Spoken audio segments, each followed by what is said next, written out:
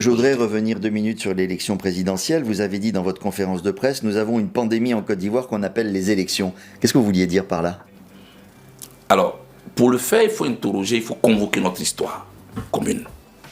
De 90 jusqu'à maintenant, vous ne trouverez pas une seule élection où il n'y a pas soit des blessés, des morts, des prisonniers. Cela a été prononcé à partir de 2000 en plus.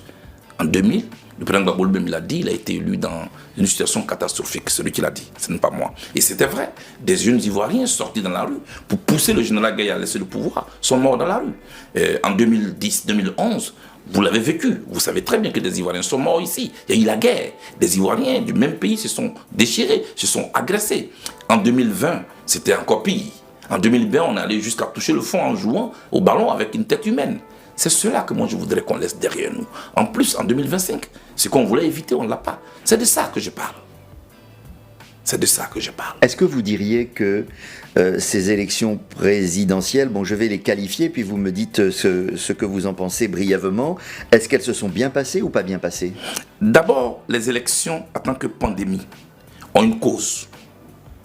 Ce sont des règles électorales non consensuelles, jusqu'aujourd'hui. Moi, je le dis et je l'ai toujours dit. Je ne suis pas d'accord avec la CEI sous sa forme actuelle. Il faut sortir les partis politiques de cette CEI-là et confier cette CEI-là à des techniciens. Ils existent en Côte d'Ivoire.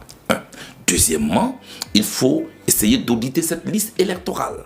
En sortir ceux qui sont décédés, essayer de la rendre consensuelle. Troisièmement, il faut refaire le découpage électoral sur la base de règles consensuelles, de critères que l'on connaît. Soit c'est la démographie, et on est d'accord, et ça se fait. Ça ne peut pas se faire à la tête du client. C'est de tout cela que moi, je parle. Une fois que c'est acquis en ce moment, dans un climat serein, avec des règles bien éditées, avec lesquelles on est d'accord, on va aux élections, il faut faire en sorte que appeler à une élection ne ressemble pas à une déclaration de guerre. Avec les règles est-ce que vous savez qu'à une semaine des élections, en octobre, les Ivoiriens ont envahi les supermarchés. Ils ont envahi les marchés. Il y en a qui sont allés au Ghana, dans les pays limitrophes. Mais nous, on se battait. Les gens avaient... Bon, c'est pour dire que les gens avaient peur. Pourquoi une élection doit faire peur? Il est temps. Maintenant, aujourd'hui, avec le recul... il n'y a plus de tension. Ouais. Maintenant qu'il n'y a plus de tension, qu'il n'y a pas d'élection là, dans l'immédiat, moi je pense qu'il faut mettre ce calme-là à profit pour qu'on puisse discuter calmement. Et puis que les réformes souhaitées puissent être discutées. Donc vous aussi, j'imagine que vous appelez le gouvernement à discuter de ces questions-là. Ne dites pas vous aussi. C'est ce que j'ai toujours fait.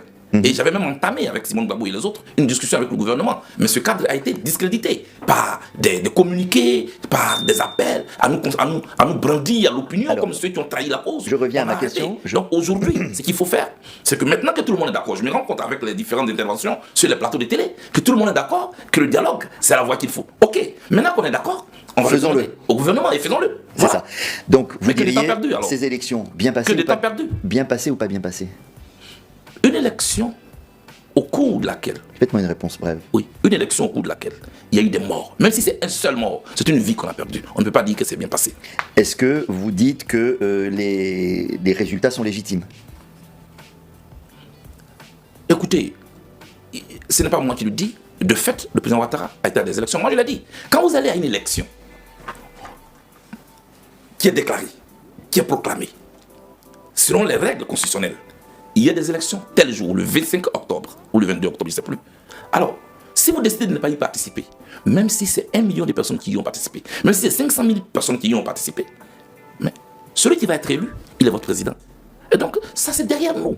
Au moment où je vous parle, la Côte d'Ivoire a un président. C'est le président Ouattara. Et il a même une assemblée nationale. Et ces élections législatives, la plupart des partis politiques y ont participé. Donc ça, ce débat-là, il est derrière nous. Maintenant, qu'est-ce qu'on fait? Vous en reconnaissez évidemment le résultat. Est-ce que vous diriez qu'elle s'est déroulée selon une conformité aux standards internationaux de ce qu'on appelle la démocratie? Ce n'est pas à moi de juger ça. Il y a eu des observateurs internationaux qui en ont jugé. Oui, c'est que les observateurs ont dit les engagent. Moi, j'ai soutenu une candidate qui est Simone Eïvé Gbagbo.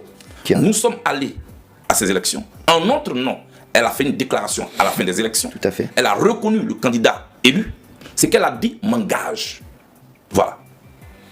Vous proposez d'un nouveau plafonner l'âge des candidats à l'élection présidentielle et d'être plus précis dans la Constitution sur le nombre de mandats à la tête du pays. Vous pouvez préciser votre pensée sur ça? Je l'ai dit, il y a eu un référendum en 2016, pendant que moi j'étais en prison. Ce qui a remplacé l'ancienne Constitution.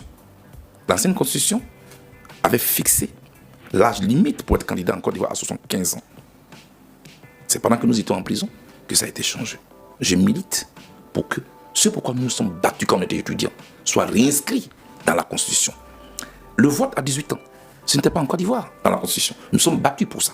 Le bulletin unique, nous sommes battus pour ça. Le plafonnage de l'âge, nous sommes battus pour ça.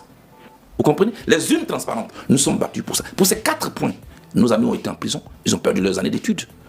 Je ne sais pas pourquoi l'on a retiré cette clause de limitation d'âge et que personne n'a rien dit. Je pense qu'il faut replacer cela. Et le nombre de mandats? Deuxièmement, le nombre de mandats.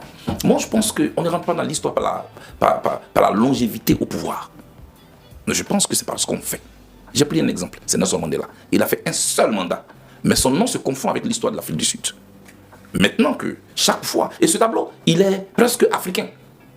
Quand les élections arrivent, on a toujours trouvé une raison ou une autre. Il faut définitivement mettre fin à ce débat. 6 mois, je participe à un débat de réforme constitutionnelle. Je vais demander à ce qu'on puisse inscrire dans la Constitution la limitation des mandats. C'est 2. Si c'est 3, soyons courageux. Disons, oui, en 2 ans, oui, pardon, en 2 mandats, donc en 10 ans, un président ne peut pas être capable de transformer le pays comme il le voulait. Alors, si c'est 3 ou 2, on s'entend, mais on met dans la Constitution. Tant que vous êtes là, sur la terre des Ivoiriens, vous n'avez droit qu'à 2 mandats, ou vous n'avez droit qu'à 3 mandats, et puis on en finit avec. Au lieu de chaque fois créer des crises inutiles. Le Sénégal l'a réussi. Le Sénégal l'a réussi. Il faut prendre les bons exemples. Moi, je pense que l'Afrique n'est pas condamnée à aller dans ces conflits électoraux. Vous avez parlé de la commission électorale indépendante, c'est pas la première fois, mais vous en avez reparlé lors de votre conférence de presse. Même en 2009, j'en ai parlé sous pour dire que, et là vous rejoignez même le président de cette institution, qu'il faut la réformer. Alors vous, comme beaucoup de gens aujourd'hui, vous voulez que les partis politiques sortent de la commission. Moi, je ne sais même pas ce que les partis politiques font dans la commission. Vous savez, des partis politiques en compétition, en concurrence, pour que leur candidat soit élu.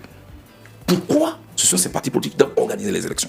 Parce qu'on nous dit non, une fois que leur représentant est au sein de la commission, et il ne répond plus du parti politique, maintenant on a vu que il répond de l'État. Pas vrai. La suite nous a donc leur a donné tort. Parce qu'il a suffi que des partis politiques disent ok, on sort de la commission et tout le monde est sorti. Donc il ne faut pas fuir la réalité.